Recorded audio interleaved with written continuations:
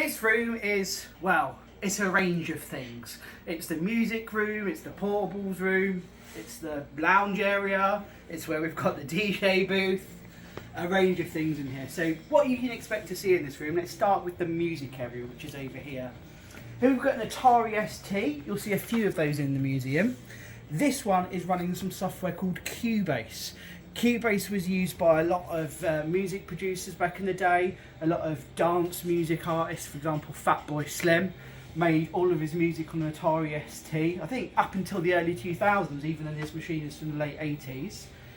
We've got a keyboard plugged into that, as well as an Akai sampler. This is an area we're actually hoping to build up a little bit more with drum machines and stuff like that, so you can actually make a bit of dance music. White Town, which is an artist actually from Derby, they had a top 10 hit with Your Woman, and that was made on Atari ST as well. Here we've got a Yamaha MSX. I don't know a huge amount about these, but they were also quite popular for music production, and this is all complete with the software, with the keyboard, etc. Over here in this rack cabinet we have a range of servers.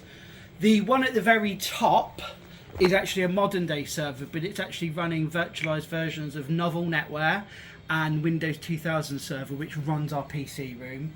The servers here are actually all in really good working condition, but because they cost an arm and a leg to turn on, we've just used a virtual setup instead. But you can actually see them here. In here we have a selection of palm tops, laptops and portables. So pretty much everything in the museum is hands-on. This is one of the few exceptions because of course these items are quite fragile, easy to steal, but there's some really cool items here. For example, we've got this Terminator 2 machine here. So if anybody's seen Terminator 2 and remembers the scene where John Connor is going to hack a cash machine to withdraw a whole bunch of cash, that's the machine used. And whilst it's Atari branded, which is an American company, this machine was actually made by a company called DIP Research, which is actually based in Guildford in Surrey. We've got a range of other machines here as well. Most importantly, this is my first laptop. I got second hand off a mate's dad in the mid-90s, so that's got a bit of sentimental value.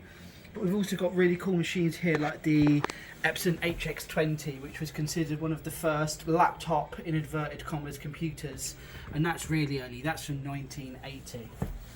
Over here we have the DJ booth.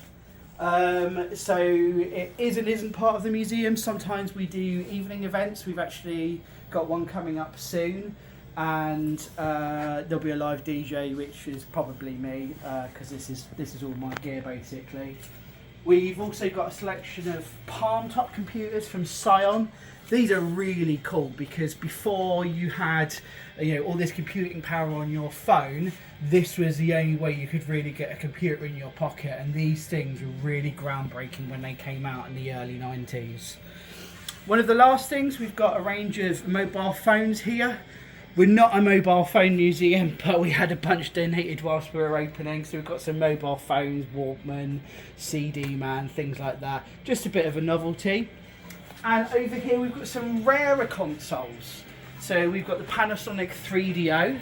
Now when I say rare, they're sometimes rare because they're really collectible, they're rare because they were basically a commercial failure, but they're a novelty nonetheless. So we've got the Panasonic 3DO and the Atari Jaguar, which is playing a copy of Doom. Thank you very much.